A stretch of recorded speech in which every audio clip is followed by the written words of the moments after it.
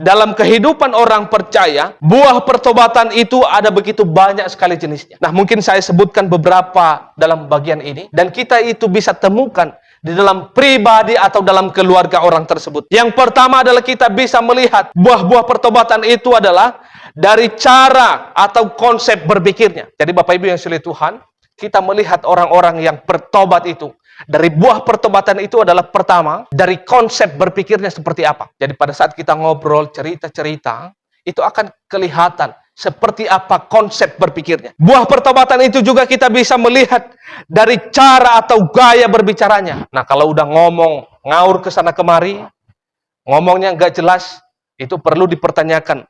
Kalau statusnya orang Kristen, tapi ngaur, ngomong ke sana kemari, itu nggak jelas, itu perlu dipertanyakan imannya seperti apa. Juga kita melihat dari buah-buah kekristenan itu adalah cara atau gaya berpakaiannya. Nah, Bapak Ibu yang silih Tuhan, itu kita juga bisa menemukan di sana. Karena apa yang ada di dalam hati terekspresi keluar. Nah, Bapak Ibu, kita bisa melihat dari buah-buah dari pertobatan itu juga. Kita juga bisa melihat keseriusannya dalam hal berdoa. Nah, saya percaya kita semua di tempat ini rajin-rajin berdoa dan serius berdoa. Amin.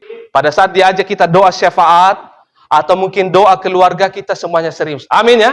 Jadi baik anak-anak. Nah, seperti Feby ini tidur dia. Nah, ini perlu diajarin nanti ya. Itu buah pertobatan. Nah, Bapak Ibu yang silih Tuhan, nah ini perlu diajarin. Hal-hal yang demikian. Keseriusan dalam hal berdoa. Itu buah daripada kekristenan. Buah daripada kekristenan itu akan kelihatan keseriusannya dalam hal membaca firman. Nah, Bapak Ibu, saya tidak tahu kita itu seberapa sering membaca firman Tuhan setiap hari. Bapak Ibu, di gereja ini kami hampir setiap hari membaca firman. Tetapi kalau kami misalnya absen, Bapak Ibu, karena kadang-kadang mungkin keluar gitu ya, atau nginap di tempat lain. Kadang-kadang kita tidak baca firman Tuhan itu, Alkitab ditinggal. Ada sesuatu hal yang kurang rasanya. Dan rasanya sepanjang hari itu kalau tidak baca firman Tuhan itu, kayak ada marah-marah gitu. Seperti itu. Kita bisa melihat daripada buah-buah kekristenan di situ, keseriusan dalam hal membaca firman. Kita juga bisa melihat orang dari buah pertobatannya adalah keseriusannya dalam hal mendengar dan melakukan firman Tuhan. Kita juga melihat buah-buah kekristenan dari pribadi dari keluarga orang tersebut adalah keseriusannya dalam hal melayani di gereja. Misalnya dia berikan tanggung jawab, apakah dia kerjakan dengan baik atau tidak. Nah, itu kelihatan dari situ Bapak Ibu. Mungkin kita jawab yang sangat ringan sekali. Penerima tamu, atau misalnya beres-beres atau apa pekerjaan dalam gereja. Hal itu saja tidak dikerjakan dengan baik. Bagaimana mungkin dikerjakan? Firman Tuhan katakan bahwa kalau benar dalam hal-hal kecil, pasti benar dalam hal-hal yang besar.